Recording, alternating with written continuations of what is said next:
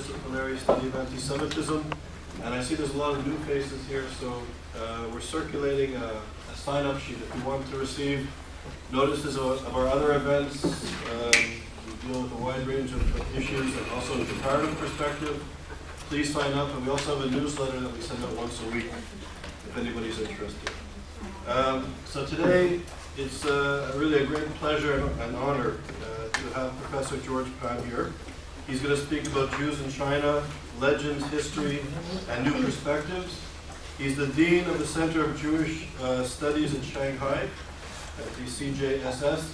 And just on a personal note, I was in Shanghai about 3 weeks ago at the center, and it was really an honor to be at the center and to meet Professor Pan and his colleagues.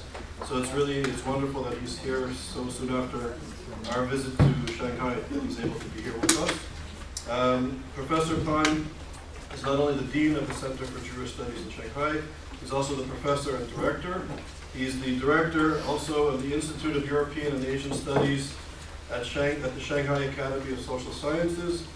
He's the vice chairperson of the Chinese Society of Middle East Studies and was the director of the Institute of Eurasian Studies at SASS. He's a senior advisor to the Chinese Eurasian Forum and is a senior advisor on issues of anti-terror affairs to the Shanghai Municipality and the Ministry of Public Security of the PRC. He studied at Renmin University in Beijing and the East China Normal University in Shanghai. He's published widely. He's written numerous books and articles on the Jews of China, the Jews in Shanghai, and more generally the Jews of Asia from a comparative perspective. And he's also written on issues of Islam and Confucianism and the development of Chinese Islam. He's won all sorts of awards, numerous awards. I won't go into details, but I'll mention a few. In 2005, he was appointed by the UN Secretary General Kofi Annan as a member of the high-level group for the Alliance of Civilizations. In 2004, he won the St. Petersburg 300 Medal for contribution to Chinese-Russian relations and was awarded by President Putin. In '96, he was awarded a special award or prize for research on Canadian Jews in China. And the list goes on, so it's really wonderful that he's here. And on a footnote, when I was in Shanghai, my master's degree is actually in urban development planning and urban studies. And I remember approaching Shanghai from the airport for the first time and seeing the skyline of Shanghai. And from a distance, it looked like New York City from afar. And as I got closer, I realized the buildings were about 20-30% bigger and newer. And I was impressed. And then the taxi turned to the left, and I looked down the river, and I realized that Shanghai is probably 3 times the size of Manhattan. It kind of blew my mind. And it's really an impressive city, an impressive place, and having the opportunity to tour with members of Professor Pan's Center some of the places of the Jewish community, the history of the Jewish community, and visiting the synagogues and the neighborhoods where people live, where people took refuge from pogroms and from the Holocaust.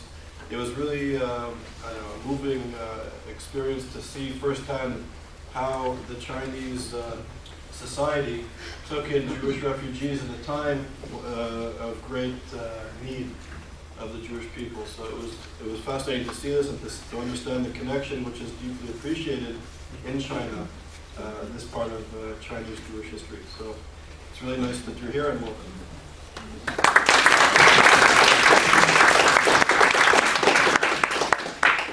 Thank you, Charles, and happy to be here first time. Also first time lecturing in Yale. This is a great honor for me. I just discussed with Charles. I will maybe talk about 30 minutes, and we keep more time for the discussion. And I will not read the paper. I just show you a photo. Every photo I will give you some comment explanation. So first part, I just give general overview, general picture Jews in China. And basically we call the 4 waves of Jewish immigration to China.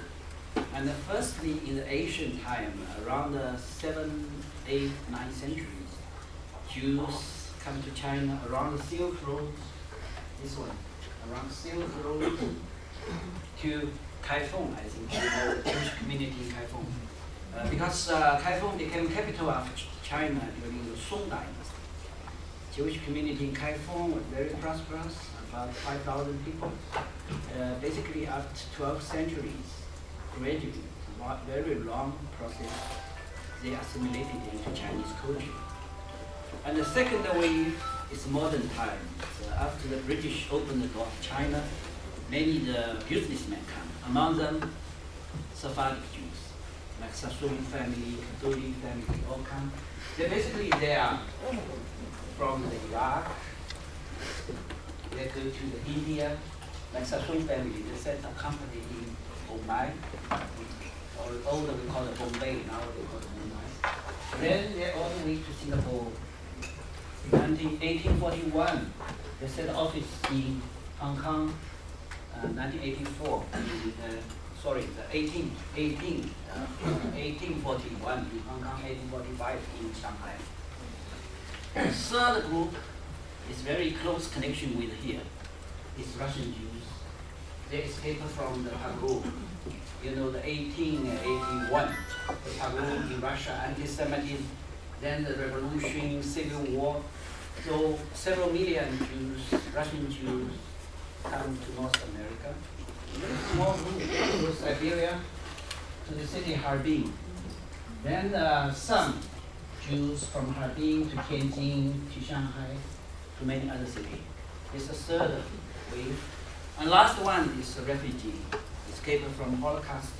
They're from Europe, so all the way by ship. But after war broke out between UK and Nazi Germany, they had to close Soviet Union. And then after war broke out between Soviet Union and Germany, nobody can escape from Europe. Mostly come to Shanghai, because Shanghai is the only city open door. So this is very, just to give you an idea, you can imagine. Then I give many photos about Kaifeng. I just give one. I don't want to take too much time about Kaifeng. This is very significant in synagogue in Kaifeng. This is only synagogue, like Chinese temple, in the world. You can find this synagogue in the Beis Hatapsut Museum in Tel Aviv. There is a model there, and also in Israeli stamp. In Israeli stamp, it's called a synagogue in China. Very confusing, and you don't know it's Buddhist and Taoist and mixed. And anyway, this is only one Chinese style synagogue in the world. And the Kaifeng Jews, we can maybe have time to discuss if you have more questions. And the Sephardic, and this is a synagogue in Hong Kong, called Hell Live Synagogue. Founded 1901, 1902, donated by Sassoon family. And recently they are renovating, very nice, and Jewish community in Hong Kong, about 3,000 to 5,000 people, active, very successful. And this is Sephardic synagogue in Shanghai, Ohio Rahil synagogue, and still there. And renovating for 1998, the President Mrs. Clinton's visit. So I was guide for Mrs. Hillary Clinton, Secretary of State. He visited the synagogue and with Secretary Albrecht and all other members, Jewish members of the delegation. Now Russian Ashkenazi Jews in China's main synagogue in Harbin, built in 1907. You can see the Russian, the Harbin synagogue. And recently they renovated the synagogue. It's a museum. I will talk this later. This is the Jewish community, the leadership of Jewish community. I just mentioned two people. Rabbi Israel from Russia, Orthodox, and Mr. Kaufman is a leader of Jewish community.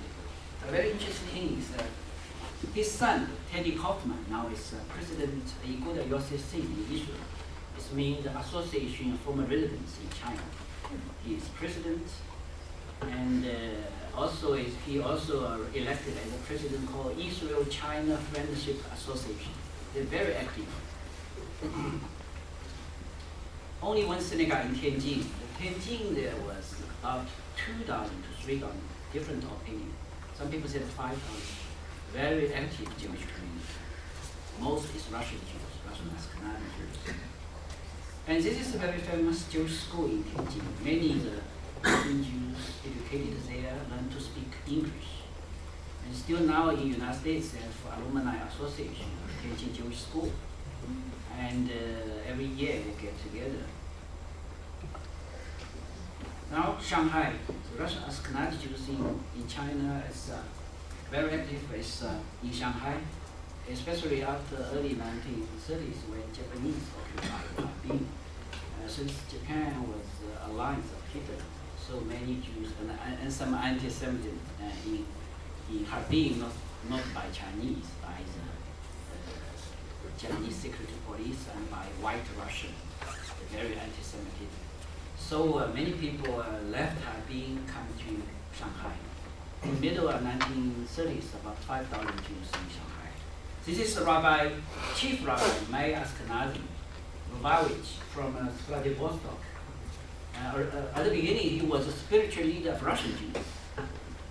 But he's so kind, so finally he became the really leader for the old Jewish community, including Russian Jews. He survived Jews, German-speaking refugee. Now the refugee, 4 waves, they arrived in Shanghai, December 1938. Remember, Kristallnacht, November 1938. Last year, I was very honored to be invited by United Nations in New York to give a speech in 70th anniversary, 1938 and 2008. The United Nations have special seminar and ceremony in memory of the 70th anniversary of Kristallnacht. And Ambassador of Israel, Ambassador of Germany all joined us. And only me from China, reason because Shanghai was only city opened the door after Kristallnacht. Even United States at that time closed the door. So Shanghai was a bigger city, larger city, opened the door for the refugee. So only in the 10 months, 20,000 refugees coming to Shanghai, especially from Germany, Austria, and later occupied Czechoslovakia, Poland, or Lithuania. And so before the Pearl Harbor, December of 1941, Japanese occupied Shanghai. The Jewish community in Shanghai already, had through congregation we call Sephardic Jews, Russian Jews, and refugees from Germany. The refugee community is also, there's some group like Polish Jews. They are independent group. They speak Yiddish and very Orthodox from many yeshiva, like New yeshiva. And the Jews from Czechoslovakia, small group. And German Jews, Austrian Jews, basically it's Reform, not very Orthodox. So there are many very interesting things in Shanghai. For example, Jewish club in Shanghai.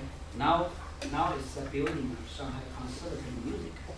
When the people come to Shanghai, we sometimes bring them to this building.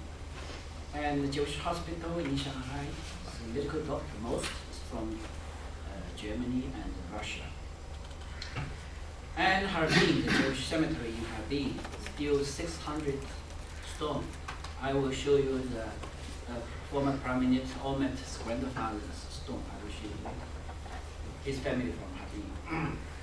And very interesting, in Shanghai, there is a Jewish company of Shanghai, the Volunteer Corps.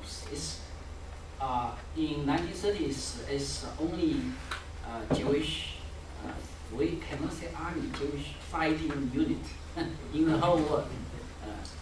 Not in Palestine, not in the United States, not in Europe, in Shanghai. Hundreds soldiers and 4 officers. Second part, I just talk some uniqueness of the case of China in the annals of Jewish diaspora. Firstly, you can find all the political organizations in Shanghai. From the very left wing, you can see this Jewish Labor Party, also Jewish Communist Party. For very right wing, you go this. All this group you can find very interesting, very active. And this photo is Jewish Labor Party in Shanghai in 1947. When I in Israel, I met the later Prime Minister Yitzhak Rabin. I showed this photo to him. He said, I never know Labor Party has a branch in Shanghai.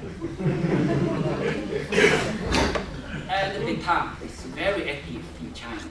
It's a revisionist youth school. And many young people join because they are very active for sports and sometimes military training. And this is Shanghai Beta, a memorial service for Vladimir Jabotinsky in 1940. So many Russian Jews is a revisionist school. So some later became like Olmet family, very active. So some became the member of Guang and Likud. And now the Kadima, some is members I know, of course they're old now, from China. And Mr. Zoroaster Hardik, he is the leader of Mizrahi in China. He was from Poland, and later he became the Minister of Religions Affairs in Israel for almost 15 years. And 1996, when he was 91 years old, he came back to China. I was guide, accompanied him. He keeps the land. So he is also the people signing the Independent Declaration in 1947-48. And this man is Mordecai Olmet, the father of the former Prime Minister Olmet. And he was born in Harbin. And his wife also was born in Harbin. They both can speak fluent Chinese with Harbin accent. And this is he come back in 1926, raise money for the Haganah, for the Yugong, for the independent war, the coming independent war. So he met the ladies committee in Shanghai. And now I just talk the political. Now I talk something about economic. Economic activity is very active and very successful, especially by Sephardic Jews. And the first Jewish family to business in China is Sassoon. This set is Mr. David Sassoon and his son. That sets the David Sassoon and Son Company in Bombay, India, 1932. Then they found an opportunity in China, because after the Opium War, China opened the door. Hong Kong and Shanghai all became the open port. So Sassoon family come first set office in Hong Kong, and then in Shanghai, I just mentioned 1845. And the family was very successful in China. And this building called Sassoon Building, now it's called the Peace Hotel in Shanghai. It was a symbol of Sassoon family in China, and the family was called the Rothschild in Far East. And very strong economically, and keep very good relations with Chinese leaders. Kadooly family, another very influential family. This is Sir Ely Kadooly, and the two sons, Lord Lawrence and Lord Horace Kadooly. And Lawrence Kadooly is very active in the Hong Kong. Last time I met him just 2 months before he passed away in 1993. Horace Kadooly gave a lot of support to education projects, especially to the refugees. The Kadooly family also set many schools, even in Palestine. Yitzhak Rabin told me he graduated from agricultural school, Kadooly Agricultural School in Israel.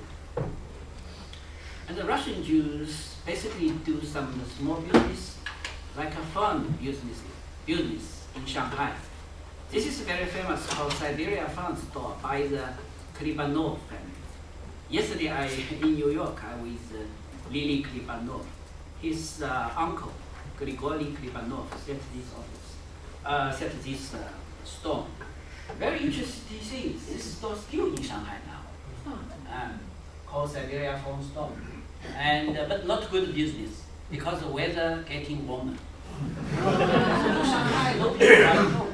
So they now sell everything, not only phone. When the Lily come back to Shanghai, he come back to his store. So the people say, oh, the former boss daughter come. In fact, she is a niece.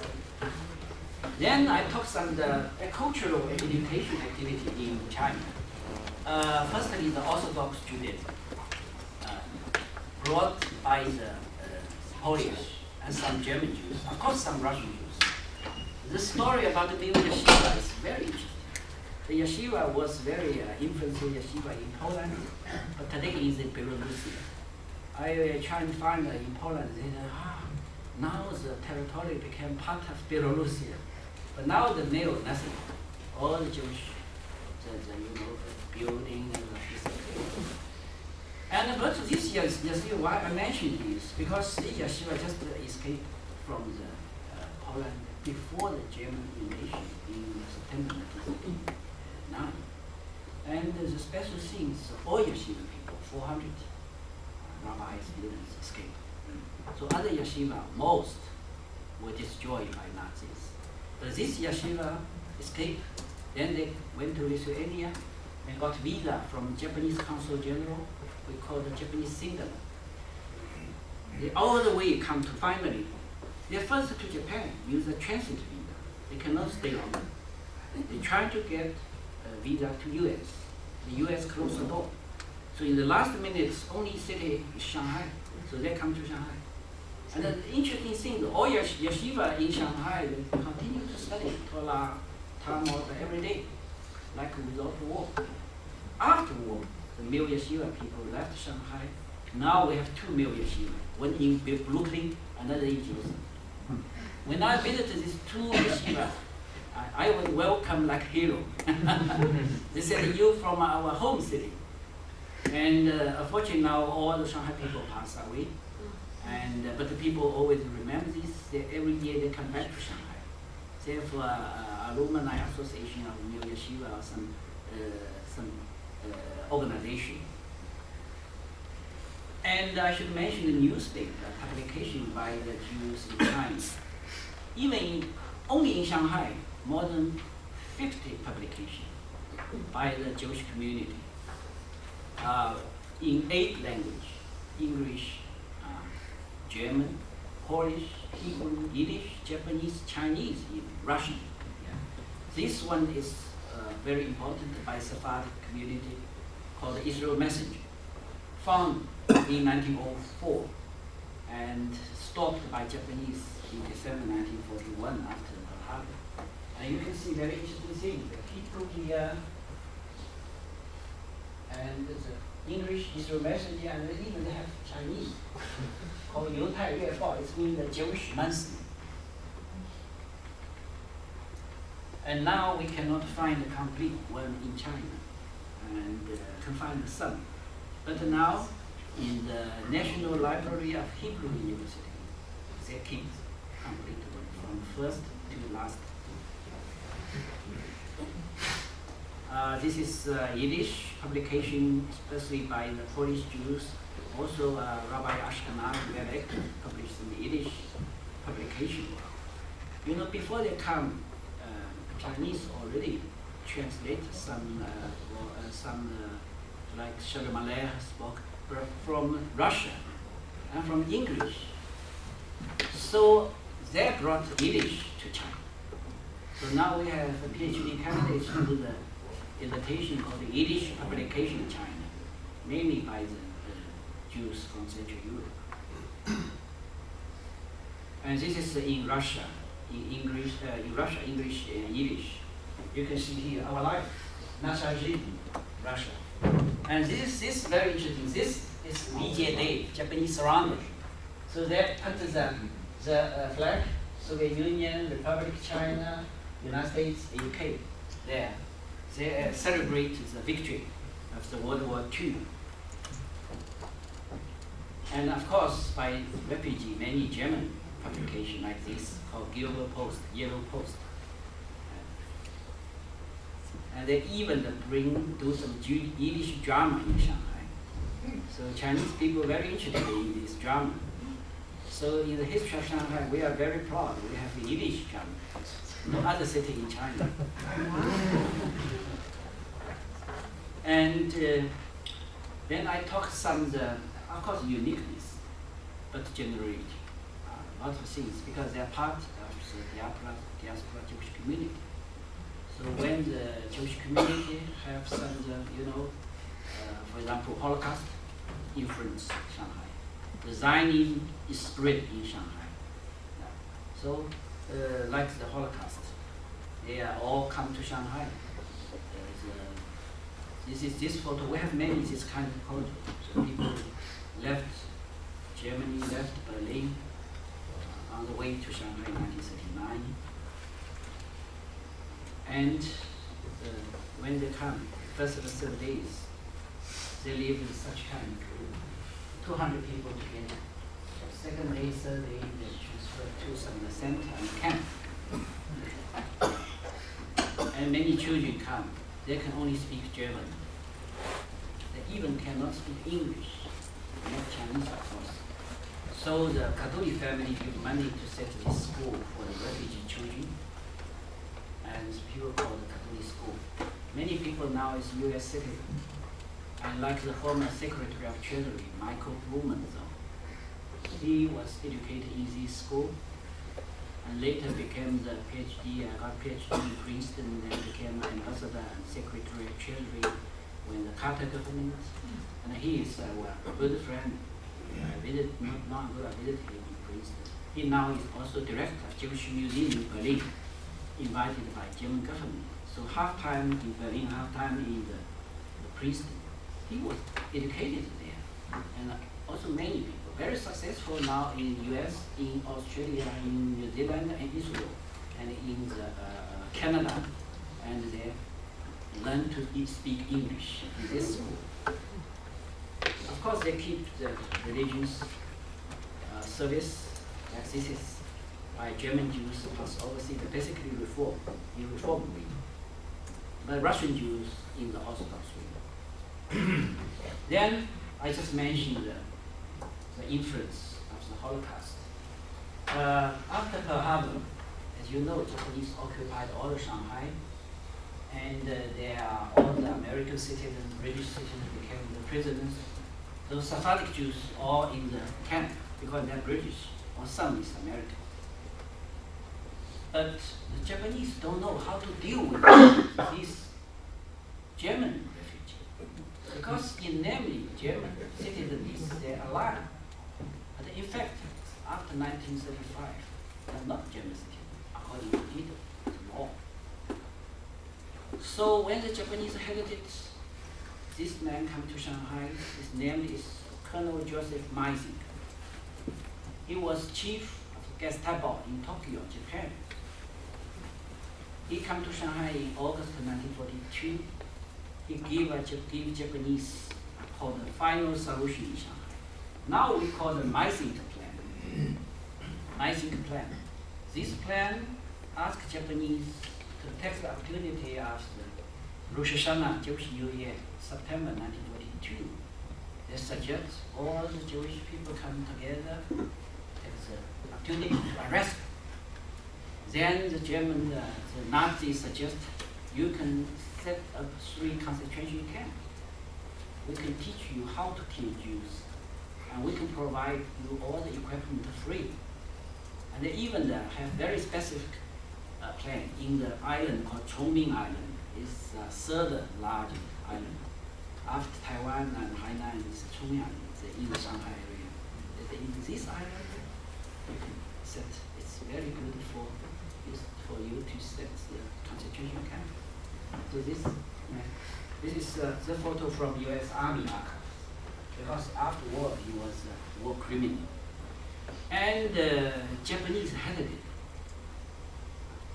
Even they kill a lot of Chinese in Nanjing, in other cities, but they still hesitate why we should kill Jews. And debating among the Japanese leadership. Some people say that yes, Hitler is our ally, so we should do this. Some people say no. Why we should kill Jews?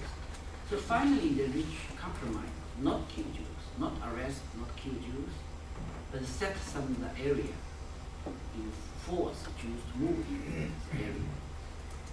So finally they set called the designated area for stateless refugees. It means a refugee without nationalities. And this man, the Goya, is Japanese head, commander of this designated area. Any people want to go out, they should apply a special pass. You can go out like 8 a.m. and you have to back at 8 p.m. You cannot stay overnight. And Goya had the right to issue this special pass that people in the line. But most people, stay there for since they set up in February 1943. So Japanese hesitated for several months. Finally decided to do this because very strong pressure from Nazis. And I should say, no people were killed in this area. But in the very difficult time, especially in 1944, some older people, children, died because cold weather and the shortage of food, some reason. And this is ghetto life. Many people still remember how their mother and grandmother make the Jewish food in Shanghai. We call Jewish dinner made in Hongqiu ghetto, the area called Hongqiu. The Professor Small visits there. Now we have museum, have monument in memory of Holocaust survivors. So if you come to Shanghai, you can make arrangement to visit all this area. And why they still remember this? Because when their mother, grandmother makes this food, they feel so delicious. They still remember this. But this way is Shanghai's way, very smoky, take a long time, a small one. And usually take 1 or 2 hours to make dinner. Very difficult time for them. But they always told me we are lucky because all our relatives were killed in Auschwitz in World War. And finally, Japanese surrounded in August 1945. So this is the last day of the ghetto. We call it ghetto. It is not really ghetto. Because as you know, in Europe, the ghetto, only Jews live there. But in this designated area, Jews and Chinese live together. But the historians now all call the Hongqiu ghetto. It was the last day of Hongqiu ghetto. The refugee put on the flag on the wall, and next day collapsed after the war. Most people survived. Only some old and older people and children. The reason is, after Pearl Harbor, U.S. and all aligned state government didn't allow the money and food go to the enemy occupied area. So money not come, especially from the United States, especially the JDC play very important role. I met the president of JDC now. He still remembers this. They still now support several older people in Shanghai. Every month send money to them. And but after Pearl Harbor, the U.S. government, British or other government, they're not sure whether this money can get by the refugee. Maybe talk by Japanese, take by Japanese. So 1943 was very difficult. Money not come, food not come. But after the middle of 1944, money comes through the Switzerland, through the mutual country. Switzerland government guaranteed money must be paid by the refugee, and they did. So after the middle of 1934, the situation became better. A few words about Chinese Jewish acculturation. I mean, why I mention this because in my opinion, in my book, I will give this book to the library of this center so you can share this I always think in China never native anti-Semitism. Never I said indigenous and or spontaneous anti-Semitism. But I should say there was some anti-Semitism. Basically, we call it imported or imposed to China, never made by local Chinese. So in the city Kaifeng, in Harbin, Tianjin, Hong Kong, Shanghai, everywhere we can see the very peaceful relations between Chinese and Jews. And also there are many cases we call the acculturation. I show some photo. For example, the refugee in Shanghai, they change all this area. People call this area Little Vienna. They, this is influence each other. They brought the Jewish culture to China, like Yiddish, like Judaism, like kosher food, like Yiddish drama or something. And also they're influenced by Chinese culture. Now we keep connection with many old former residents of China. For example, they like Chinese food. But people say that all Jewish like Chinese food, not only Jews. And also they can speak little Chinese, especially Russian Jews, and they like they use the Chinese name. They can use the Tai Chi, or they use the traditional Chinese medicine and so on. A lot of things. Also, so you can see they're also influenced by Chinese culture. They exerted great influence over the Shanghai city. Like, I will show you some. Like Professor Alfred Wittenberg, is a very famous musician in Germany. Before the Nazi, when Nazi came to power, he lost a job. Finally, he came to Shanghai. He became professor of the Shanghai Conservatory of Music. He taught many Chinese students. Now the students is the president of Shanghai Conservatory of Music. Many famous musician is his student. He is very famous violinist. He worked in China. After World War II, many people left China. He never left. He said, I don't want to go back to Germany until he passed away in 1953. So now the students set a monument in memory of Professor Wittenberg. And also this kind of case in Gedo, the Chinese Jewish people live together, I mentioned. They keep a very good relations with these two people, because these two people until now still keep very good relations. One is 85, one is 90 maybe. So they give me this photo. Also the photos, today's photo, two old people. I don't have the space to show too many photos. And also many children is dressed in Chinese way with Chinese dolls. This photo is, all people like this. We have an exhibition in Los Angeles in the Museum of Tolerance, co-sponsored by Simon Wiesenthal Center. And February, this end of February, we will have opening ceremony in Asian Museum in San Francisco. Also, this exhibition.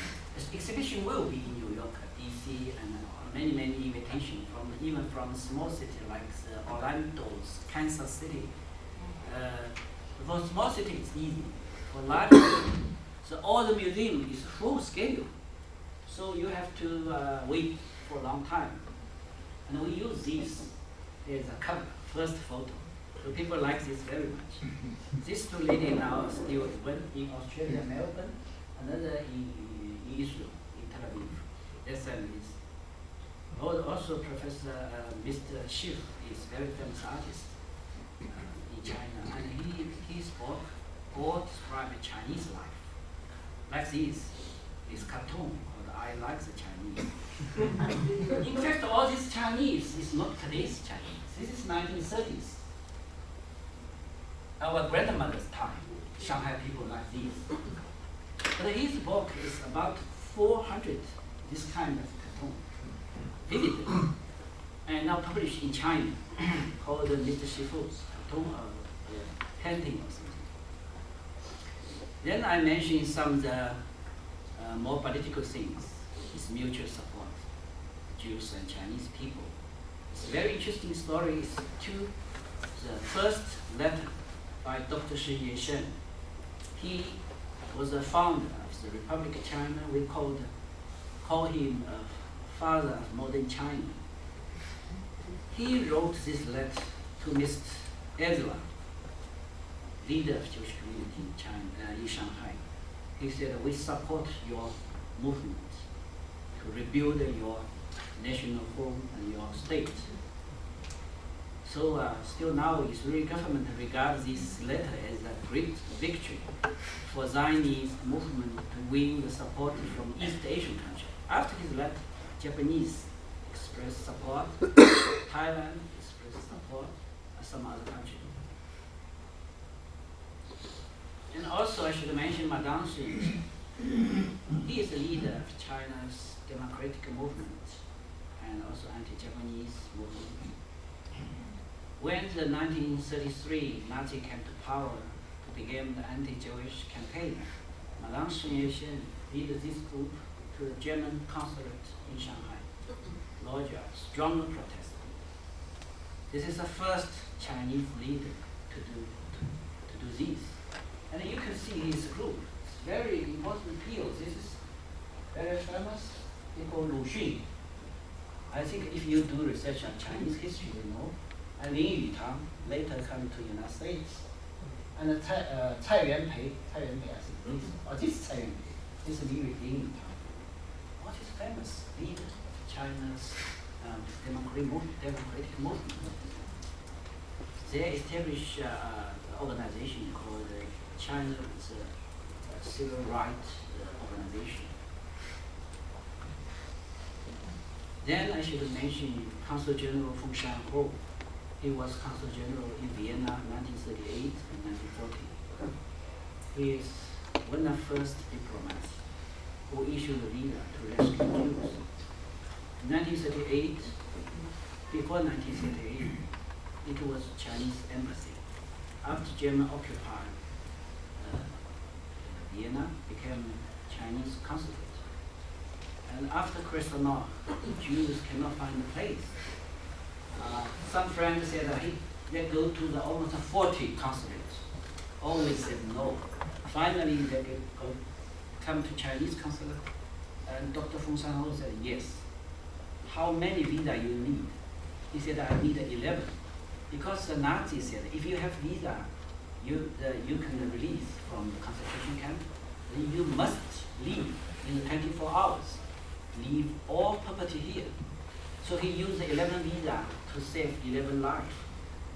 His father, his grandfather, all these people, because it's visa, he said, no, Chinese visa, you can leave.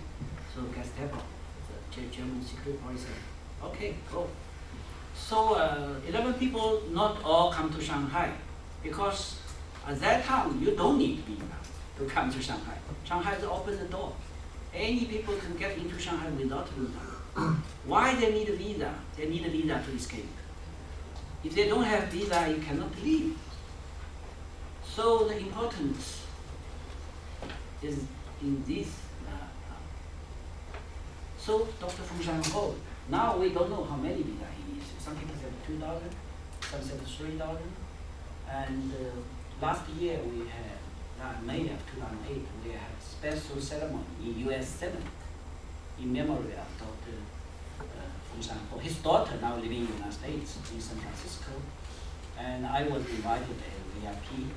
And many senators, Senator Feinstein, Senator Lugar joined. And U.S. Senator have a special resolution or something in memory of Dr. Feng Shanho. And we also set a monument plaque for Dr. Feng Shanho. And the Israeli officially give him the right among nations, the first Chinese. And you can find many, even many German and Polish rescue Jews. But we said we cannot, I cannot read no Chinese. The reason because of war, you cannot find many writing materials. If you want to, you say you rescue Jews, you should have. But many Chinese, less educated, maybe they cannot keep this. Feng Shanhou also didn't mention this. We found this because in Vienna we found we have seminar in 1994 in Salzburg and in Vienna. I met some people. They said that we got visa from Consul General Feng Shanhou. You should find him. Many diplomats. Why not Chinese? So we try to find him. Unfortunately, when he found the Consul General Feng Shanhou, he just passed away. He passed away in 1997, I think. Then we give all material to the Yedbashi authorities, and they made a very serious investigation. If you want to issue the amount of rice, these three conditions. One is you cannot make money. Second, he is not Jew. Third is he rescued you here, but do some other bad things to you in other places. So finally, through 1 year, the three conditions were all okay. So finally, they issued Dr. Feng Shanhou, our right among the nations, a tree in the Yedbashi Holocaust Museum. So now in U.S., why U.S. Senate? Because many refugees now is U.S. citizen. So many people write letters to the U.S. Senate, usually in memory of Dr. Feng Shanhou. So U.S., China, and Austria, the former Chinese embassy now is a Beethoven House or something like that. And they also put a plaque in memory of Dr. Feng Shanhou. I also should mention the Sugihara, Japanese consul in Lithuania. He also issued many visas to rescue Jews. New Yeshiva people got visa from Sugihara. The interesting is we have two Jewish generals in Chinese army. The first is Morris Cohen. We call him Two-Gang because he always had Two-Gang here. He was very close assistant to Dr. Sun Yat-sen. After Dr. Sun passed away, he worked for many Chinese leaders, including Jiang Kai-shi, and he became very close friend of Madame Sun Yat-sen, of course. And so after 1949, he was very special. He kept good relations with Taiwan and with Myanmar. And this is he come back to China in front of the stadium, the monument of Dr. Sun Yat-sen. And now in the United States, two books about him. And the Hollywood, they want to make a movie. And I don't think now they have script trying to write something. But this will be very interesting movie about him. Another one is Dr. Jacob Rosenfeld. He is Jewish general in the Chinese Communist Army. He was a left-wing people in Vienna. He was a member of Labour Party, Socialist Party, and he was arrested by Nazi, put in Buchenwald. And he got visa from Dr. Feng Shanhou, come to Shanghai. He was a PhD at Vienna University Medical School. So he opened a small clinics in Shanghai. Then he go to the communist, the army's area. He joined the Chinese army. He worked there for almost 10 years. After 1949, the Chinese government want to appoint him as a vice minister of health. But he want to come back to Austria to try and find his relatives, and he back to China. So the Chinese government said, okay, I hope you can come back. But very sad, when he arrived in Vienna, he found all the relatives were killed. Even cannot find one relative. But finally he found a cousin in Israel. So he went to Tel Aviv. Unfortunately, heart attack. Passed away in 1952 in Ramat Gan. So it's a very rare case. The Chinese government don't know where he is. Trying to find him, cannot, because no diplomatic relations between China and Israel. Until 1992, both countries established diplomatic relations. Then Chinese government know he already passed away. So now they set by Chinese people, they set a monument in Ramat Gan. when the President of China visited Israel, paid special visit to this monument. Then about the Jews from China and Jews in today's China. Jews from China now live in all parts of the world. Many United States, reunion. Still some Jews in China became Chinese citizens. In our Congress, almost 10 members, 10 Jewish members. Now the 4 passed away, now still 5. Of course, they are Chinese citizens. Most important people is Mr. Israel Epstein. He joined the Chinese Revolution. He is very close friend of the downstream. In fact, he was born in Lithuania. And he is left-wing people. His father was a member of Bund, a very left-wing organization. Sorry.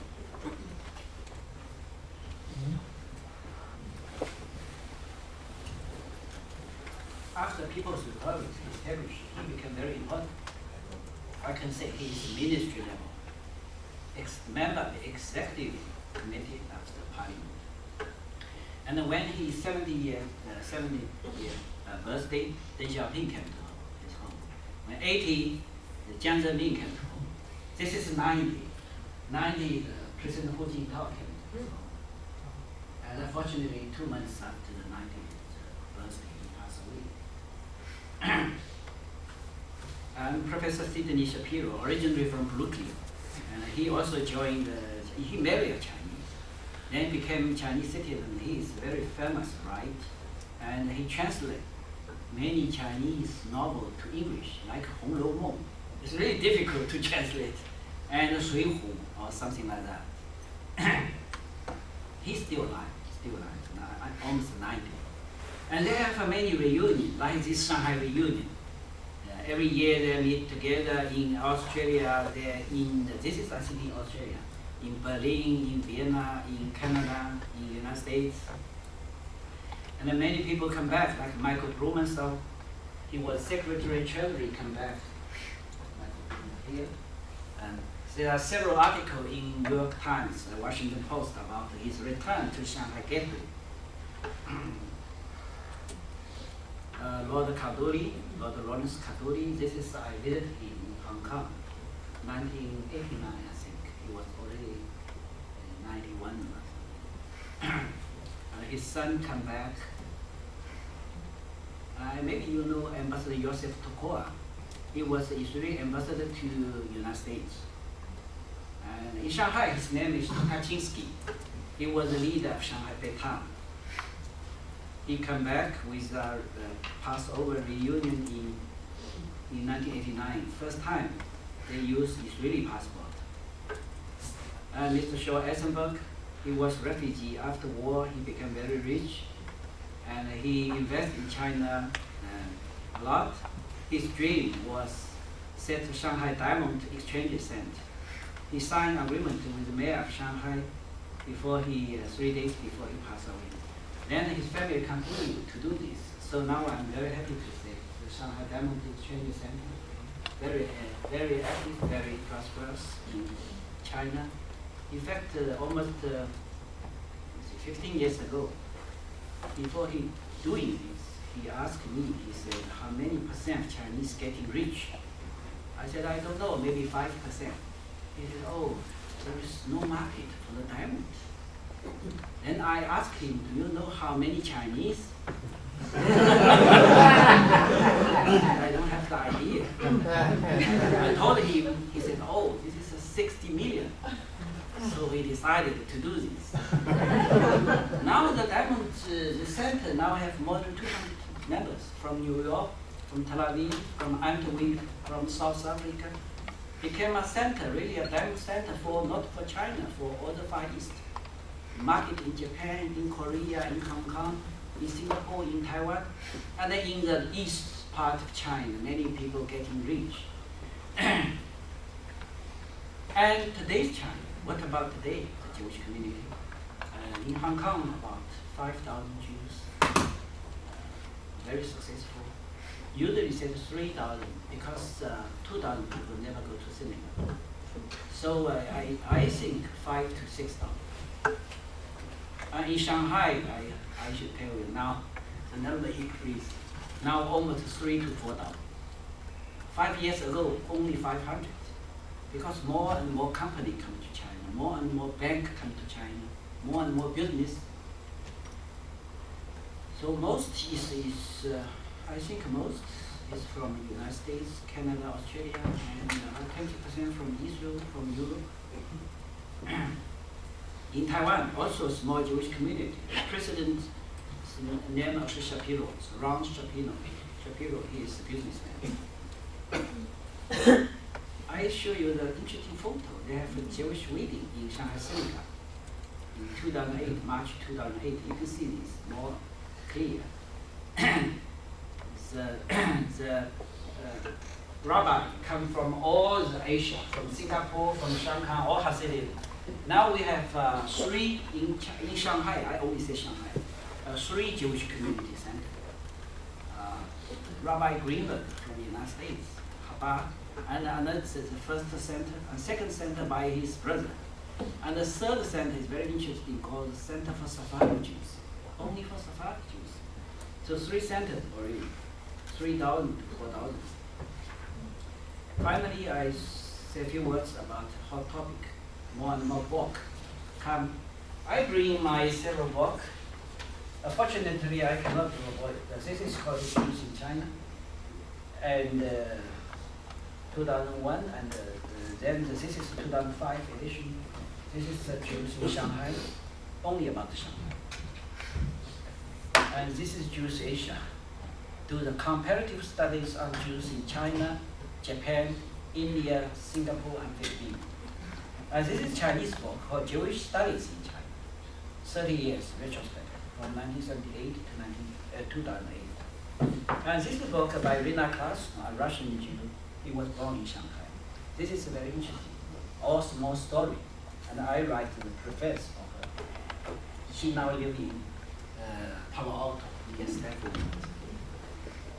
And a monument for her Victor. When the professor was small in Shanghai, we bring him to there. And many people come to Shanghai, like Isaac Rabin, or Israeli leader. I don't give all photos. And president is a wise man, Yehuda Olmert. I should mention him. He come to Shanghai only for 1 day. He did all the Jewish sites. I accompanied him. He said, I must go to Harbin to see my grandfather. So he fly to Harbin, stay 2 or 3 hours to the Jewish cemetery. So I show you this. You can see this is his grandfather. This is a Russia. Yosef Mosimowicz already met his father, passed away 1941. So this is very significant. So I took this photo and show you. And Simon Peres, he visited China many times, very close friend of China. And we invite him to join the opening Olympic. So Ariel Sharon, and I should mention some not Jewish leader, President of Austria, Thomas Cresdio. He come to Shanghai, especially visit this area. He said, today I come. First, I want to say sorry. We cannot protect them, and they come to China. Secondly, I want to say thank you. Thanks to Chinese people for rescue them. Especially I should mention German Chancellor Gerhard Schröder. He is very smart people. Every time he comes to Shanghai, he visits the Jewish area. He said, I want to show the world, never again. Especially I remember 1999, I accompanied him. At that time, the neo-Nazi party on the streets. And in Austria, the neo-Nazi party came to parliament. He was very angry. So he said I should pay a visit to the synagogue. I want to show the world. And of course, this lady you know. And this is, it was July 1998. We worked very hard for her visit. For 3 months, the security people come to check everything. Only 15 minutes. But finally, he gave a speech 15 minutes. So totally 30 minutes. very nice. And he really good speak. And he stand there with all the member of delegation for 2 minutes in memory of Jewish community, especially Holocaust victims. And I should mention Simon Lisenson. Also Simon Lisenson, because they do Holocaust studies, so very interested in Shanghai. I visited him in Vienna. Recently, we translated his book, Sunflower, into Chinese, in memory of his 100th birthday. And we now have Austria Holocaust Memorial Service.